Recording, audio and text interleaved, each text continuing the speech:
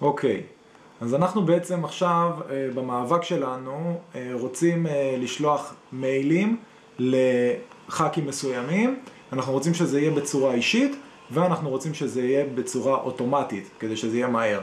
אז איך אנחנו עושים את זה? אנחנו בעצם צריכים, דבר ראשון, 3 דברים. אחד, אנחנו צריכים קובץ וורד עם המכתב שלנו אל הח"כים. דבר השני שצריכים זה קובץ אקסל, שבו יש את הרשימה של הח"כים עם השם שלהם, התואר שלהם, זאת אומרת התפקיד, וכתובת המייל שלהם. הדבר השלישי שאנחנו צריכים זה בעצם תוכנת Outlook שתהיה במחשב ותהיה מסוכנת עם הכתובת מייל שלנו. אז איך עושים את זה? אני בעצם אשלח לכם קובץ אקסל, אני אשים אותו בפייסבוק, בקבצים, שבקובץ אקסל הזה אתם תוכלו לראות שיש את כל ה-120 ח"כים. לכל ח"כ יש את התואר שלו, נגיד יושב ראש הכנסת, השם, יולי אדלשטיין, וכתובת המייל של אותו ח"כ. בנוסף ציינתי את הסיעה של כל הח"כים כדי שנדע במי להתמקד. במאבק עכשיו אנחנו רוצים להתמקד דווקא בחברי הבית היהודי. אז מה שעשיתי זה פשוט מחקתי מהקובץ את כל יתר הח"כים והשארתי ובניתי קובץ חדש בעצם רק עם חברי הבית היהודי. אז אלו הח"כים של הבית היהודי והשארתי את הקובץ הזה. קראתי לו רשימת קשר הבית היהודי. עכשיו אני בעצם הולך אל המכתב שלי, מכתב על ביטול המענק. בקובץ וורד. אני פותח את הקובץ וורד ואני רואה בפנים מכתב שנטשה כתבה אל הח"כים של הבית היהודי. במכתב כתבנו רק את המילה לכבוד, אבל לא הוספנו בעצם את השם של הבן אדם ואת התואר שלו, מה התפקיד שלו בממשלה או בכנסת. עכשיו אנחנו בעצם נבחר את הנמנים שלנו. מה שנעשה זה בעצם נסחרן בין הקובץ של האקסל עם כל רשימת אנשי הקשר שלנו של מפלגת הבית היהודי ואת המכתב שלנו של מסמך הוורד. אז הולכים לדברי דואר. אז הולכים פה בטאב, בוחרים את דברי דואר. בדברי דואר אנחנו רואים שרוב האופציות לא מסומנות, אפשר לבחור בעצם את בחר נמנים. אנחנו בוחרים את בחר נמנים ובוחרים את האופציה של שימוש ברשימה קיימת. בעצם עכשיו אנחנו נצטרך לדפדף בתוך המחשב שלנו ולחפש איפה ששמרנו את הרשימת קשר של הבית היהודי. אז אני מדפדף עד שאני מגיע לתיקייה הרלוונטית של הבית היהודי, ובפנים יש לי קובץ אקסל עם רשימת קשר הבית היהודי. דאבל קליק עליה ואני רואה שבעצם קיבלתי איזושהי בחירת טבלה. יש כאן את 3 הגיליונות של הקובץ אקסל שהוא פותח באופן אוטומטי.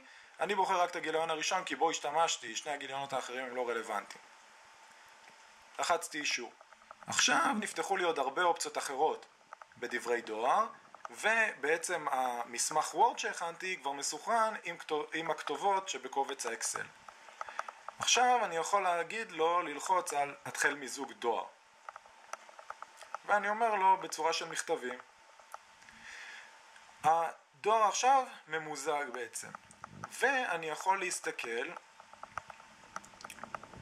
ומה שאני צריך לעשות זה בעצם להוסיף את ההפניה לבן אדם הספציפי.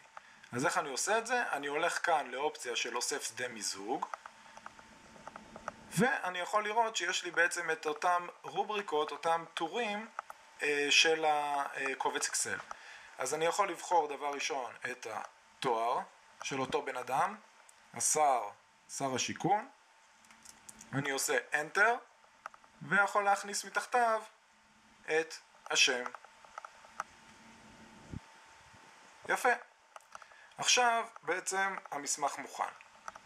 מה שאני יכול לעשות לפני שאני שולח זה פשוט לוודא, לראות שהכל בסדר. אז אני יכול ללחוץ על הצג תצוגה מקדימה של תוצאות. אני לוחץ וכבר אני רואה לכבוד השר לאזרחים ותיקים, אורי אורבך ויתר המכתב שלי. אני יכול גם פה לדפדף ולראות את הבא ברשימה, לכבוד שר הבינוי והשיכון, אורי יהודה אריאל וכו' וכו'. כשאני יודע שהכל טוב ולא אמורה להיות בעיה, אם מצאתי את הקובץ אקסל הנכון, אז לא אמורה להיות בעיה, אני יכול ללחוץ על בעצם סיום, סיים ומזג. כאן אני בוחר את האופציה של שליחת הודעות דואר אלקטרוני.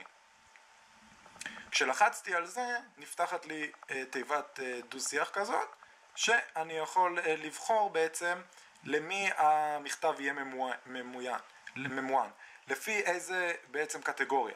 אז אני בוחר את המייל, כי שם נמצאת כתובת המייל של הח"כים. ובשורת הנושא, בעצם הנדון במכתב, אני יכול לכתוב מה שאני רוצה. דוגמה.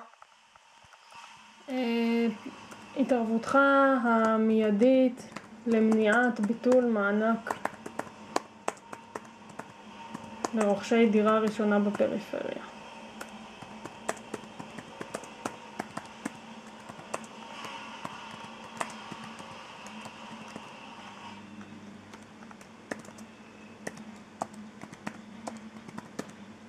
מצוין. שימו לב שבחרתי בתבנית הדואר HTML. מה זה אומר? זה אומר שבעצם המסמך שלי, המכתב, לא יהיה כקובץ מצורף למייל, אלא הוא ממש יופיע כאילו תקתקתי אותו במייל עצמו. כמובן שאני רוצה לבחור את כל הרשומות, כי אני רוצה שזה ישלח לכל מי שמופיע בקובץ האקסל שלי, והדבר האחרון שנותר לי לעשות זה אישור. ברגע שאני לוחץ על אישור, תוכנת ה-Outlook תיפתח אוטומטית, אנחנו נוכל לראות את זה כאן למטה, ודאבל קליק עליה, יתחיל לשלוח את המכתבים. הנה, אנחנו רואים. בואו נראה, לכבוד שר הכלכלה והשר לשירותי דת, נפתלי בנט, וכל המכתב שלנו. זהו, בתוך משהו כמו דקה, 2 דקות, המכתב הזה יישלח לכל האנשים שברשימה של האקסל. שיהיה בהצלחה.